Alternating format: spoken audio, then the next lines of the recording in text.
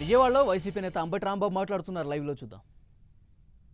మేము గెలవబోతున్నాము అనే మాట ఎక్కడో విన్నాను. మంచిదే, మీరు గెలవబోతే కాదని అనేది ఎవరు లేదు. అంత గెలవబోటానికి అంత విశ్వాసం మీకుంటే ఎందుకు మీరు కంగారు పడుతున్నారు చెప్పండి? రేపు ఢిల్లీ వెళ్ళి ఈవీఎంలకు వ్యతిరేకంగా మాట్లాడవలసినటువంటి అవసరం ఏమున్నది? అలాగే ఎలక్షన్ కమిషన్ దగ్గరికి వచ్చి ధర్నా చేయాల్సిన అవసరం ఏమున్నది? ఏం చేస్తున్నారు మీరు? బాధ్యత కలిగినటువంటి ఒక ముఖ్యమంత్రిగా 5 సంవత్సరాలు పనిచేశారు. అంతకుముందు 9 సంవత్సరాలు పనిచేశారు. ఒకసారి అపోజిషన్లోకి వెళ్ళాలంటే ఎందుకంత భయపడుతున్నారో నాకు అర్థం కాలేదు. మిమ్మల్ని ప్రజలు తిరస్కరించబోతున్నారనేది నాకున్నటువంటి సమాచారం. అది నిజమవుతుందో అబద్ధమవుతుందో 23వ తారీఖున చాలా స్పష్టంగా మీకు తెలుస్తుంది. ఎందుకు భయపడుతున్నారు? ప్రజాస్వామ్యంలో ఓటమి గెలుపు ఒకదాని తర్వాత ఒకటి వస్తూ ఉంటాయి. ఎప్పుడు శాశ్వతంగా ఎవరు ఉట్టిగట్టుకుని ఊరేగరని మనం చేస్తున్నాం. ఒకసారి అధికారం మీ దగ్గర పోతుందనేటువంటి ఆలోచనే మిమ్మల్ని ఇంత భయంగా ఎందుకు చేస్తున్నదో మీకు సమాధానం చెప్పవలసినటువంటి అవసరం ప్రజలకు ఉందని మనం చేస్తున్నాం. మీరు కంగారు పడాల్సిన అవసరం ఏమీ లేదు. ప్రజాస్వామ్యంలో ఓడలు బళ్ళు అవుతాయి, బళ్ళు ఓడలవుతాయి. ఇది మీరు గుర్తుపెట్టుకోమని మనం చేస్తున్నాం. ప్రజాస్వామ్యంలో ఏ విధంగా ప్రవర్తించాలో చంద్రబాబు నాయుడు గారు తెలుసుకోవాల్సినటువంటి పరిస్థితి ఏర్పడటం చాలా దురదృష్టకరం. అంతేకాదు అంటున్నారు చంద్రబాబు నాయుడు గారు, మేము ఓటమి భయంతో చాలా గందరగోళాలు సృష్టించామట, అరాచకాన్ని సృష్టించామంట. నేను మనవి చేస్తున్నా, ఓటమి భయం ఎవరికి స్పష్టంగా కనిపిస్తుందో ఫేస్లో మీ అందరికీ తెలుసు. ఓటమి భయంతో చంద్రబాబు నాయుడు గారు ఈ రాష్ట్రాన్ని అతలాకుతలం చేయాలని ప్రయత్నం చేస్తున్నారు. కానీ ఎక్కడ కూడా ప్రజలు అతలాకుతలం కావడం లేదు. అధికారుల మీద దూషిస్తున్నారు, ఈవీఎంల మీద దూషిస్తున్నారు, సిఎస్ల మీద దూషిస్తున్నారు, అందరి మీద దూషించేటటువంటి ఈసీ మీద దూషిస్తున్నారు. ఇదంతా ఏమిటంటే ఒక అరాచకాన్ని సృష్టించాలనేటువంటి ప్రయత్నం చంద్రబాబు నాయుడు గారు సాక్షాత్తు చేస్తున్నారు. కారణం ఏమిటంటే ఆయన చేతిలో నుంచి అధికారం జారిపోబోతా ఉన్నది అనేటువంటి విషయాన్ని ఆయన మనసులో చేరిన తరువాత ఒక అరాచకాన్ని సృష్టించాలనే ప్రయత్నం చేస్తున్నారు. ఇది ధర్మం కాదని మనం చేస్తున్నాం. నిబ్బరంగా ఉండమని మనం చేస్తున్నాం. ప్రజలు తమ యొక్క నిర్ణయాన్ని భద్రపరిచారు. 23వ తారీఖున వెల్లడిస్తారు. ఎందుకు ఇంత కంగారు? మీరు కంగారు పడినా కంగారు పడకపోయినా జరగవలసింది జరిగి తీరుతుంది. వారి నిర్ణయం భద్రపరచబడి ఉన్నది. దానికి కంగారు పడి కొన్ని చోట్లయితే ఈవీఎంలు అడ్డుకుంటున్నారు. ఈవీఎంలని తీసుకువెళ్ళి స్టోరేజ్ చేసుకునేటువంటి ప్రయత్నం చేస్తుంటే పోలీసు వారికి వారు తెలుగుదేశం వాళ్ళు వెళ్ళి అడ్డం పడేటువంటి పరిస్థితి చేస్తున్నారు. ఏదో ఒక విధంగా అతలాకుతలం చేయాలనేటువంటి ప్రయత్నం ప్రజాస్వామ్యంలో చేయడం సరైనటువంటి విధానం కాదు. అధికారం ఎవ్వరికీ శాశ్వతం కాదు. ఒకసారి అధికారం పోవచ్చును, ఒకసారి అధికారం రావచ్చును. ఇంత తెలిసినటువంటి ముఖ్యమంత్రి తమ అధికారం పోతుందనేటువంటి భయంతో వెర్రిగంగాలు ఎత్తిపోతూ ఉన్నారు.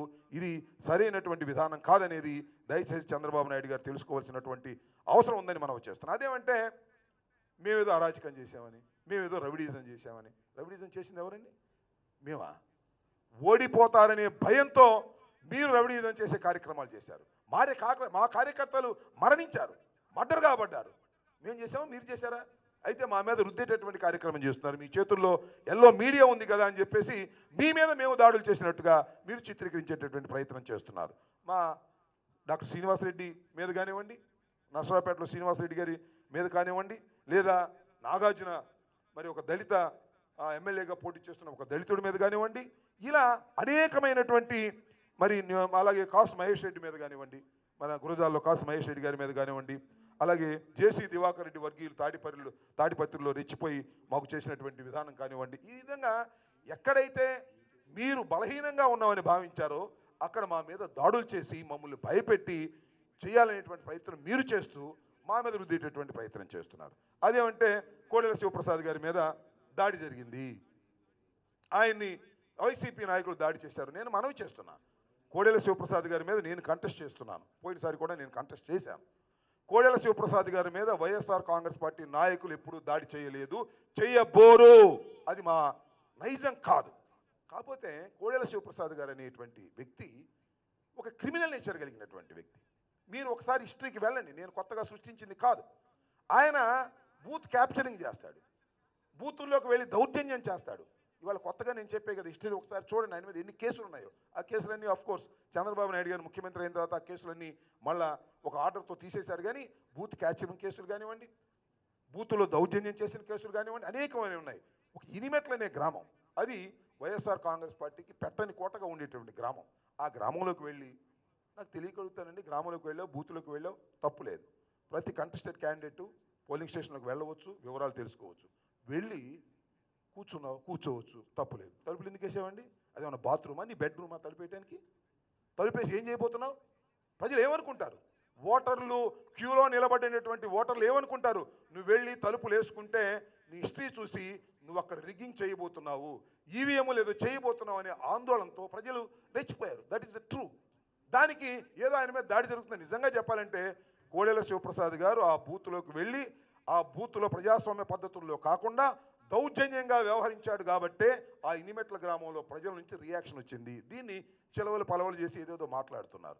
దీనికి కారణం కోడెల శివప్రసాద్ గారు, వారి విధానం తప్పు. తర్వాత పోలీసులు వెళ్ళి వారిని బయటకు తీసుకురావాల్సి వచ్చింది. ఎందుకంటే పోలీసులు వెళ్ళి బయటకు తీసుకురావాలి? తలుపులు ఎందుకు వేసుకోవాలండి? ఒక పోలింగ్ స్టేషన్కి వెళ్ళి తలుపులు వేసుకొని ఈవీఎంలు ఉండగా స్టాఫ్ ఉండగా తీసుకువెళ్ళి అది అక్కడ రీపోలింగ్ చేయించాలని. అది వైఎస్ఆర్సీపీకి బలమైనటువంటి గ్రామం. వైఎస్ఆర్సీపీకి అక్కడ మెజార్టీ వస్తుంది. ఆ మెజార్టీని తగ్గించడం కోసం వీళ్ళు గందరగోళం చేసి దాన్ని ఏదో రీపోలింగ్ చేయించాలనో మరొకటో కుట్రపూరితంగా వ్యవహరించారు కాబట్టే ప్రజలు తిరగబడ్డారు. మేము పార్ట్ అండ్ పార్సల్ కానే కాదు. నాకు అసలు సంఘటనే తెలియదు. నేనేదో చేయించానని ఆయన మాట్లాడుతున్నారు. ఇది ధర్మం కాదని మనవి చేస్తున్నాను. ప్రజాస్వామ్యం మీద పూర్తి విశ్వాసం కలిగినటువంటి వారి మేము తప్ప బూత్ క్యాప్చరింగు, అదేవిధంగా దొంగ ఓట్లు, రిగ్గింగ్లు చేసేటటువంటి సాంప్రదాయం కానీ అలాంటి పద్ధతి కానీ మాకు లేదని మనవి చేస్తున్నాను. మీరు చేసి ప్రతి పనిని కూడా దౌర్జన్యాన్ని మీరు చేసి, అన్యాయం మీరు చేసి, అక్రమం మీరు చేసి మా మీద రుద్దేటటువంటి ప్రయత్నం చేస్తున్నారు. ఇది సరైనటువంటి విధానం కాదని మనవి చేస్తున్నాను. రేపు 23వ తారీఖున ఇప్పటికే పోలింగ్ అంతా కంప్లీట్ అయిపోయింది. సజావుగా జరిగిందంటే సజావుగా జరగనివ్వలేదు. తెలుగుదేశం పార్టీ నాయకులు కానీ కార్యకర్తలు కానీ ఎగబడ్డారు, కొట్టారు. కొన్ని చోట్ల మా కార్యకర్తలను బయటకు ఈడ్చుకొచ్చారు. అయినా మాకు ఒక ధైర్యం ఉంది, ఓటర్లు మా పక్షాన ఉన్నారని. మేము ఎక్కడ ఘర్షణ పడుకోకుండా సాధ్యమైనంత వరకు తప్పుకొని ఏదో ఒక విధంగా పోలింగ్ సక్రమంగా జరగాలనేటువంటి పద్ధతుల్లో మేము ప్రవర్తన చేశాం.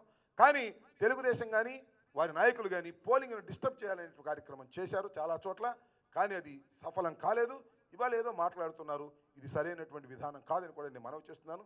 ఈవీఎంలు మొరాయించాయని, దానిలో పెద్ద గందరగోళం జరిగిందని ఏమిటో నాకు అర్థం కాలేదు. అంటే పిచ్చి మాటలన్నీ సాక్షాత్తు చంద్రబాబు నాయుడు గారే మాట్లాడటం చాలా దురదృష్టకరం. చంద్రబాబు నాయుడు గారు వచ్చి గంటల తరబడి ఉపన్యాసం చెప్తున్నాడు. ఏం ఉపన్యాసం చెబుతున్నాడో, ఏం మాట్లాడుతున్నాడో కనీసం ఎదురుగా ఉన్న విలేకరులకు కూడా అర్థం కానటువంటి పరిస్థితి. ఎన్ని వస్తాయండి మీకు సీట్లు అంటే దానికి చెప్పడు.